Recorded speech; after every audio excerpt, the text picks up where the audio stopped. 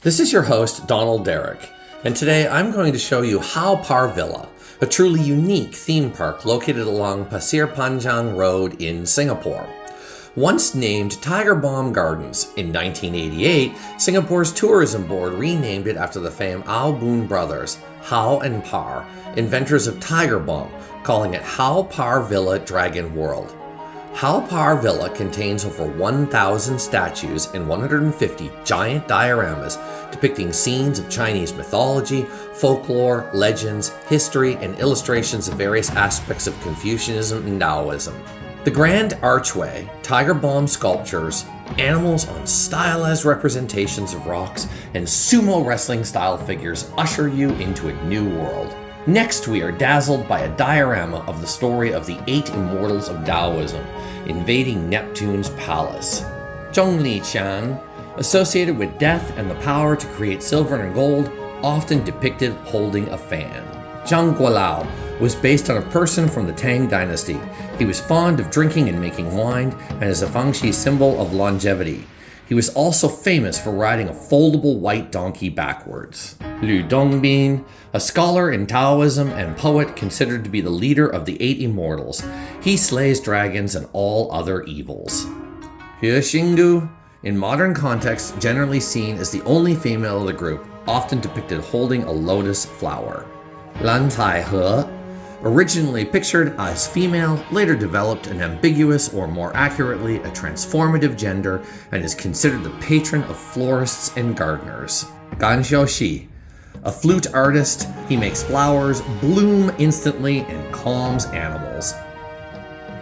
Tao Guojiu, Uncle Tao, uncle to a Song dynasty emperor who became an immortal. Next, we move to a scene of animals and various representations of Confucian morality. Images of misbehaving children and people standing regally abound. However, some of the strangest scenes include a pig in underwear pinching the cheek of a rat. This is meant to symbolize a happy mixed-race marriage because Haw and Par wanted to make sure people understood that interracial marriage was not only acceptable, but good for society. Now we move to the dioramas in the north part of Haw Par Villa, furthest away from the rest. These are some of the newest and most difficult restorations at Haw Par Villa, especially the jeweled dragons which needed their glass and shiny bits restored. I walked through scenes of people eating oysters and a couple of really nice pagodas. The scenes turn to dioramas of virtues and vices.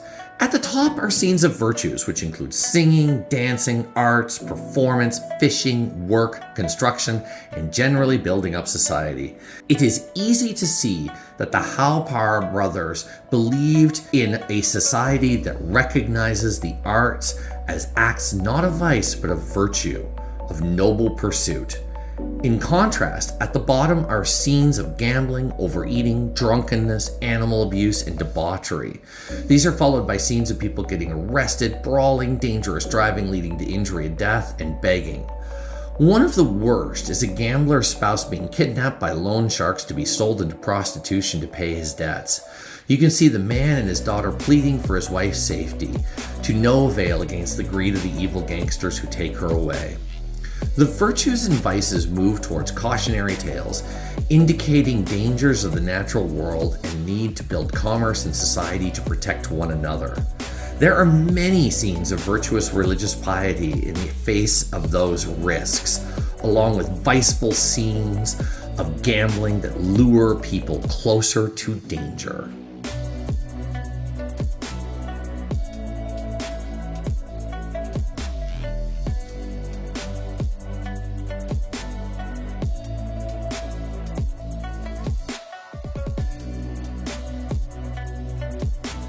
One last scene is a man who rescues a young sea turtle from being eaten, and then later in life, when he is in a shipwreck, that same turtle rescues him from drowning, saving him from the fate of the rest of the unfortunate people on the steamship.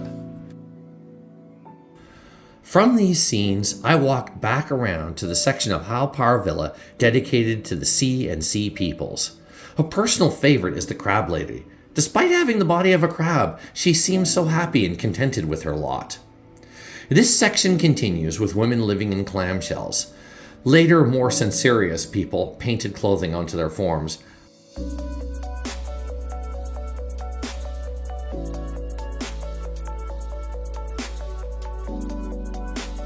However, the mermaids remain bare-breasted. They are some of the only examples of nudity left in the park today. The rest to be found in the 10 courts of hell. The scenes are set in water features that are not only beautiful, but have terrapins which you can pay a token fund to feed. The water features then give way to scenes that are meant to replace the zoo that was once here with sculpted animals. The kiwi birds, ostriches, and kangaroos are painted exotic colors to highlight just how strange these animals were to everyone in Singapore at the time. It isn't like today where there are direct and fast flights to Australia and New Zealand. To me, these look like the golden chocobos of Final Fantasy fame. This area also has many monkeys and apes eating delicious fruits and vegetables. I love all the poses. They're so whimsical and fascinating to look at. I moved back to more wise men and pagodas as I progressed to the outskirts of the dioramas that portray the events of the great book Journey to the West. This novel describes the 81 adventures of the monk Tripitaka cannot defend himself, so the Bodhisattva Avalokitesvara sends him 3 animal disciples. The powerful monkey, the slow-witted Pigsy, and the fish spirit Sandy. The disciples join because they will receive enlightenment and forgiveness for their many sins when they are done. Tripitaka also traveled with his faithful white horse, the only disciple to avoid trouble. For instance, in one scene, the 5 are invited into a cypress grove and the owner offers his 3 daughters in marriage. Tripitaka and his followers all abstain from such pleasures, except for Pigsy. Pigsy is tricked, tied up by magic, and Tripitaki must contend with 7 spider spirits, shown as the beautiful women trying to seduce him. Within this conflict are scenes of the battles that ensue during the rescue. The cables represent the directions in which knives and other instruments of war are thrown. These characters get into all sorts of trouble as they progress through their journey to India, which culminates in their attainment of the sacred scrolls.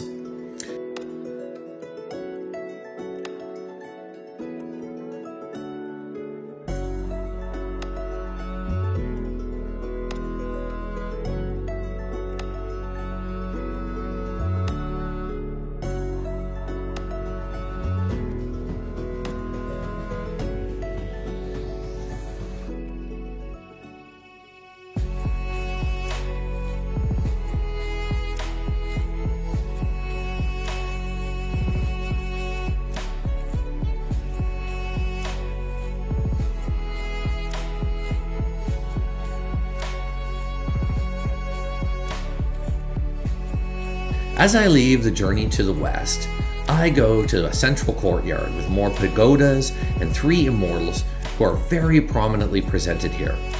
There are beautiful representations of Buddhist figures sitting in serene poses.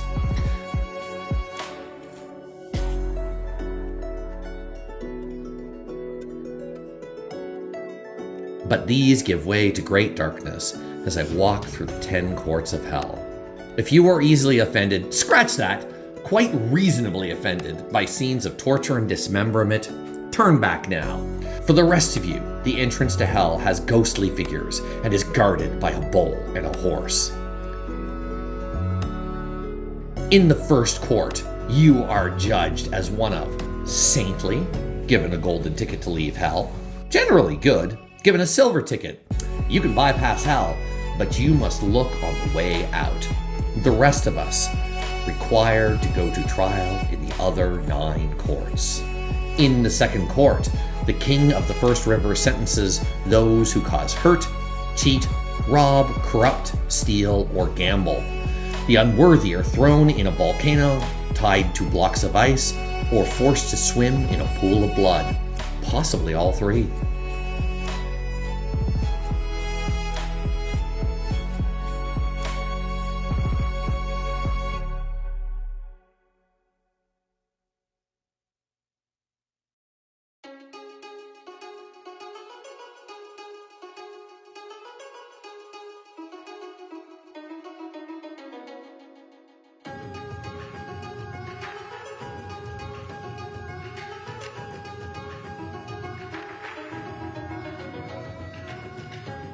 In the third court, the King of Song sentences the ungrateful, brats, druggies, tomb raiders, and internet trolls, and those who entrap, to chest-bursting heart removal or being grilled alive. Or both. In the fourth court, the King of the Five Offices sentences tax and rent dodgers, fraudsters, and those who lack filial piety. The unworthy are slowly pounded by a giant spiked mallet or crushed by a large stone.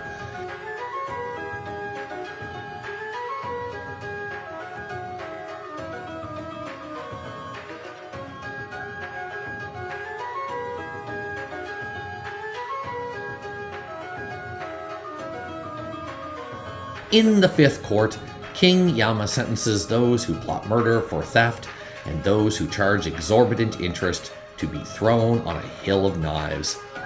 There they can die slowly from their horrific injuries.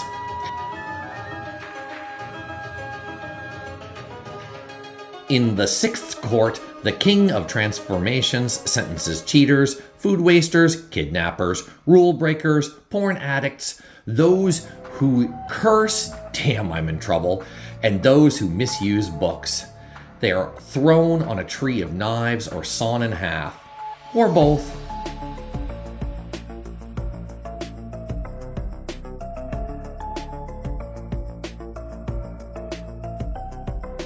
In the seventh court, the King of Mount Tai sentences those who spread rumors, sow discord amongst family members, drive people to suicide, or commit rape. They have their tongues pulled out and cut off, or they are thrown into a wok of boiling oil, or both. In the eighth court, the King of Impartiality sentences those who lack filial piety, cause trouble for family members, cheat on exams, or harm others to benefit themselves. They have their intestines and organs pulled out, and then are dismembered. In the ninth court, the King of the Market of the Capital sentences robbers, murderers, rapists, and other criminals to have their heads and arms chopped off or to be crushed by boulders, or both. In the 10th court, the King of the Turning Wheel decides what you will be reborn as. Being reborn as a black goat or a white rabbit is not good. The king has many lowly animals to choose from, as well as much better rebirths. But whatever happens, Grandmother Meng Po is meant to give you a tea made neither of liquor or non-liquor, and having all the flavors of sweet, bitter, acrid, sour, and salty, and with the ability to make you forget your previous lives. But she is forgetful, particularly to nasty people, and you might not get to forget. Then she sends you to the afterlife chosen by the King of the Turning Wheel. Once you leave hell, you are greeted by animals at war, followed by a strange scene of an old woman sucking on the milk-laden breast of her daughter as the daughter's baby cries for that same milk. The idea being that the most truly filially pious amongst us would feed our ailing parents before feeding our babies. The back end of hell is filled with many scenes of people working hard on the farm. There is an array of idyllic-looking pastoral and rural scenes on a round column, all freshly repainted and looking resplendent. Hidden from my filming are also animals at war being carried away by animal medics.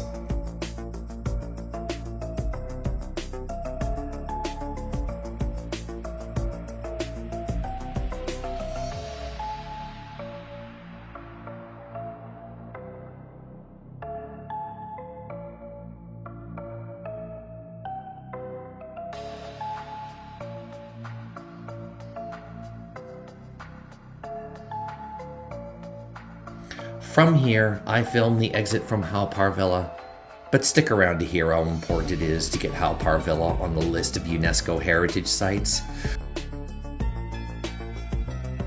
You see, while I showed you scenes of Haw Par Villa, you might have noticed leaves or cracks or a few unpainted surfaces.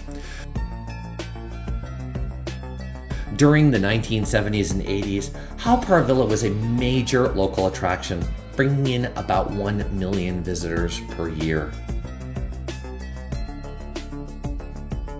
The park fell into disrepair afterwards. But in recent years, the park operator, Journeys, has been working hard to revitalize the park. This includes a regular maintenance schedule to repair the dioramas, the holding of themed events, and the planning and construction of ancillary museums, including the Museum of Hell. As a result, the park looks like a place that was once in disrepair, but is clearly and regularly getting restored and rebuilt. You can see how even the most broken places are getting cleaned up and prepared for repainting and restoration. But these tasks are expensive, and so I'm making this video to help support Journey's efforts to get Haw Par Villa listed as a UNESCO heritage site. This is so important because it is vanishingly hard to find places like this to preserve Chinese religious history with such magnificent detail. The other Haw Par Villa in Hong Kong is long gone, and this is the last such theme park in all the world. Please preserve and treasure Haw Par Villa. This has been Horizons of Thought.